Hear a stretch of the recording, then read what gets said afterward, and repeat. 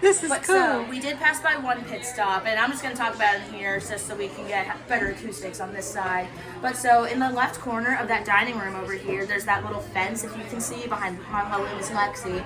But so that fence has a little stairway going down underground. That is to the rum cellar and pirate tunnel, now out of commission. But so that is where the shanghaiing and kidnapping would take place, because sadly being a pirate was not the most sought out line of work for some strange reason. But so, excuse me, these pirates would come here and hang out at the Seafarers Inn. They would get real chummy with some unsuspecting patrons like yourselves, and of course nowadays we know to not accept a free drink from a pirate when offered, obviously. But back in the day, don't mind if I do, I suppose. But these customers, they thought they had like new friends to help them get home okay that night. In reality, if you weren't already knocked out from a few drinks too many with Mr. One-Eyed Jack, you would get bonked on the head, dragged down those steps, and then up a tunnel that would go up north to the river a few blocks, and you'd wake up on a ship in a brand new line of work of piracy. If you did not want to do that, you could do your best to swim home. Those are your two options, so most people stayed on the ship, as you can imagine. But oh my goodness, last week I had this little boy. He was so tiny, he was like this big, and he's like, "Ma'am, I've been doing very well on swim team this year. I think I can handle it." And I was like, "Very spirited young man, swim 3 miles and let me know," but can't deny the spirit there, obviously. But on the placemats, they do mention the police officer this happened to if you were looking at him. And so long story short, I was told he was undercover first off, so horrendous job. Those are my 2 cents to add on the matter. But he woke up on a ship to Shanghai, China in the year 1818, and so he is part of that statistic of where that term comes from as well. But somehow, some way, pre-Google Maps and Translate, he did make it back home 2 years later and lived to tell the tale. So kudos, that's all I got to say there. But I will say my only curiosity was if there was a missus or some type of partner waiting for him. Let's say hubby's gone for 2 years and then comes back saying, "I was kidnapped by pirates, baby." Do we believe him? I don't know. 1820, we moved on by that point. But alas, I will say, Savannah's very gorgeous up top, but you don't know what's under your butt sometimes. So just tread carefully. That's what I've learned in my time here. But I will say, to resolve some mystery with the current status of the tunnel, they did close it off in 1953 when they got the restaurant started, for safety reasons, I suppose. But all I'm going to say, we're not doing anything with it now, unfortunately, as of last year. I heard the person in charge of it retired because there was a tour company that would actually use that space. Because someone slipped and fell and sued in 2010, so it's now an insurance issue, logistically. And I hope she sneezes every time I relay that information. But I will say, but yeah, no, I'm just gonna say very missed bar crawl opportunity. That's all I can see when I look down that thing personally. But we'll see what we can do. But some more underground right over here on this side. We do have the Pit of Doom, our second to last pit stop. But I will say very much a giant hole in the ground, not too visually stunning. But they were mentioning on here on the board that they were renovating in 1962. But more specifically, they were trying to put a toilet in this spot. As we can see with our context clues, it did fall right through the floor, unfortunately. Crappy day, I can imagine. My goodness. I had to. But right against this facade here that we're closest to, there is a little hiding hole tunnel opening right at the very bottom, and it's not even up to my shoulders from what I can tell. But it only goes 12 feet from here over to the herb house, and no further than that. They found some empty bottles and a cannonball in good pirate fashion is what I can say, but no skeletons. Sadly, people are very bummed when I say that for some strange reason. But so I cover my tracks well, is all I can say. But a lot of those bottles are now the ones above the host stand. They have centuries on them if you care to take a gander at those. But so that was all that was down there, and so there's no like documentation to 100% like nail one idea on the head, sadly, to cite specifically. But I will say we do our dot connecting there, but most likely it was just a root cellar for the main part for the herb house, given the location. Because I did have a gentleman with more rural houses up in North Georgia. He said they had this like exact same setup for a lot of their old homes. So I can say that was mostly the main part for 99.9% repeating. But with that being said, too, we are in the South in Savannah, Georgia. There have just been many historical events that have passed through here, where I can't rule out it might have come in handy in some ways. But I will say I would be shocked and appalled if this and that tunnel were not utilized during Prohibition here in Savannah, Georgia. I'd put a lot of money there, is all I'm saying. But my last picture up for you guys right here, we have the Herb House. But this is the outside back wall of it for a frame of reference in time. And these buildings were put under one roof officially in 1953 when the restaurant got started. But so this is, again, the back wall. And this was basically home base for the trustees Gardner in 1734. Excuse me. But so basically at that time we were just settling down here in the States and didn't really know what could flourish yet in terms of flora and fauna, obviously. So that's where a lot of experimentation happened, and that's how we landed on things like pecans and the Georgia peach becoming some iconic staples down here. But with that being said, this was way more of a barn when it started out. For example, this first room was a horse stable in its first iteration. Up in the front was a tool shed and a little hayloft upstairs. But as we can see now, it's way more of a residential home in its current state.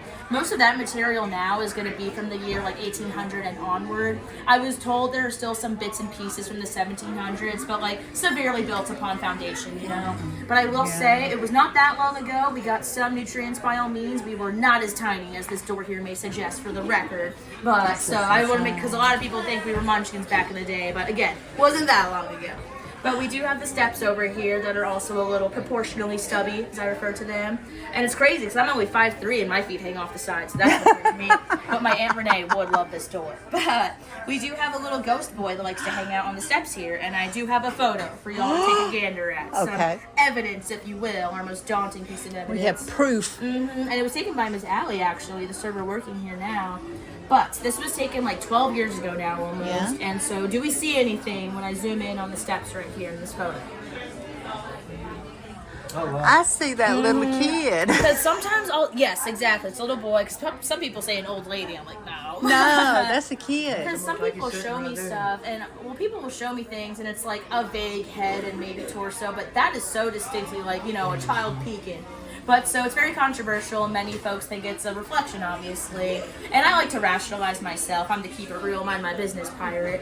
But so what I would say, what I raise you there is that there is a reflection on top of this dude here, if you can make it out. But it's like someone walking that way towards the bathrooms. There's an elbow and a t-shirt, belt, and jeans, if you can make it out there. But so that's where I'm like, this angle is very hard for me to rationalize personally. But in lieu of all that information, Right. the server that took that photo, she went to City Hall, and there was record of a young boy named James that did pass away here on record. So basically, think of that what you will. I leave it to you guys to attribute that to more coincidence or something more legit. But I haven't seen much. I got scared straight in 2019 in college, not here. But I mind my business. I'm like open to this stuff, but I don't mess around, you know? But see, what I've seen here, there was one instance half a year ago now. There was a family like this, and I brought them into this room, and they had a 2-year-old girl, and she was waving at the steps as I brought them in, and I was like, okay, freak baby, go have your ghost dinner and have a good time. I am not going to press any further. I see dead people. Yeah, like kids have those eyes unclouded, you know?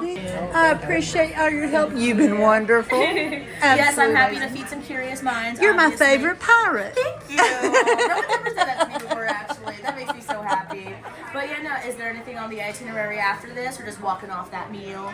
Walking Combination. around. We've got to find a waving girl over here. Yeah, she's down by the river. Yeah, there she is too, actually. In that photo Wouldn't be too appeared. far away. Yeah, But again, Well, how long are we in town for? A couple more days. Awesome, sweet. And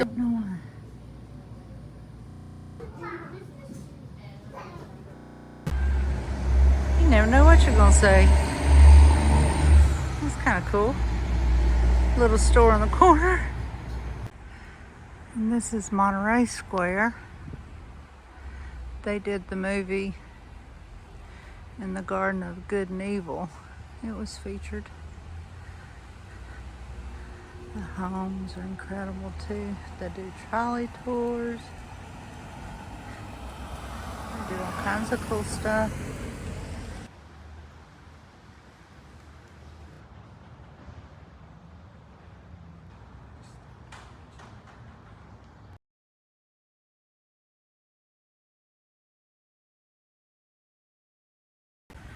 And then this is the Comer House, Jefferson Davis. in the movie. All these old historic homes were featured. Beautiful square. Popular.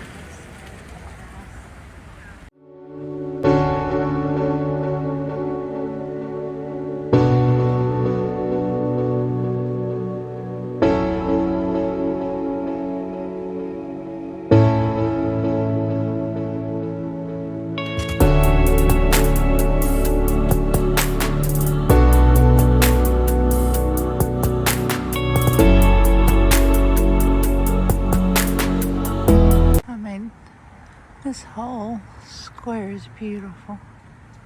Look at those old trees. I bet I'm not supposed to do this. I don't care. I'm following the trail. I'll be right back.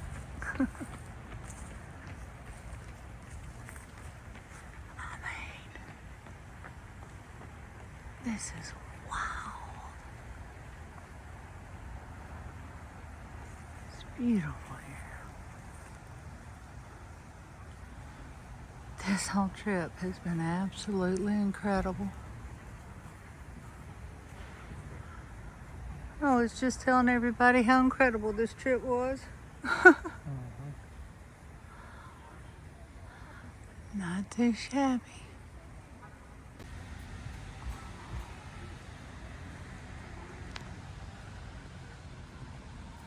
It's hard to get all over.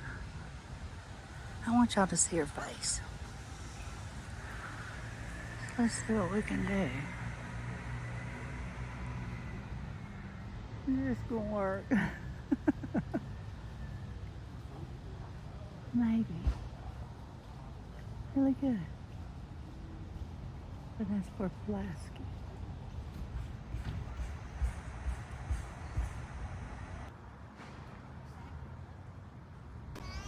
I like the camellia bush.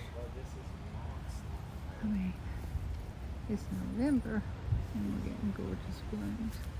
I bet when this is in full bloom, that is incredible.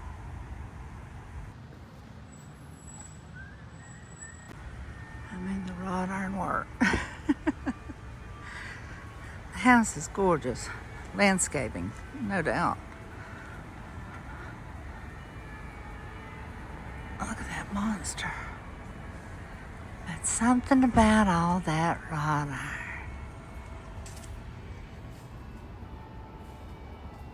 That's something beautiful.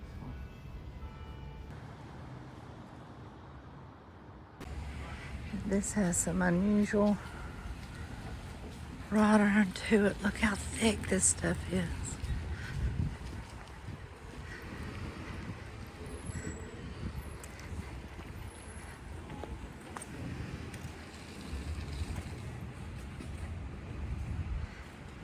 Beautiful.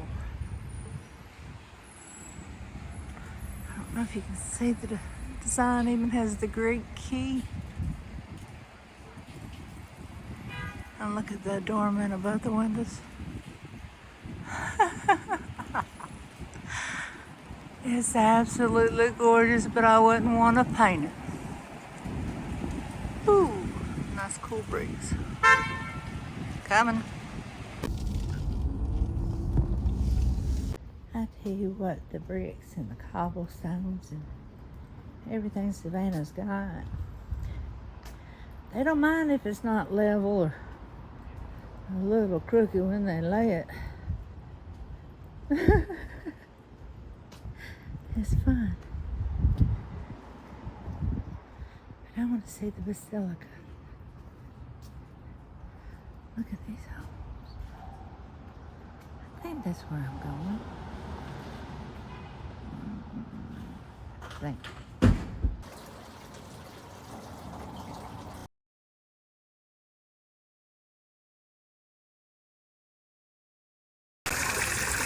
This is a pretty little fountain at Lafayette Square. It's the only one I've seen that's been running. And of course they have the giant trees everywhere. Mossy trees. But yeah, the houses around us are also gorgeous. I love the historic part. Beautiful. Kids having fun. Families playing together. It's a good thing.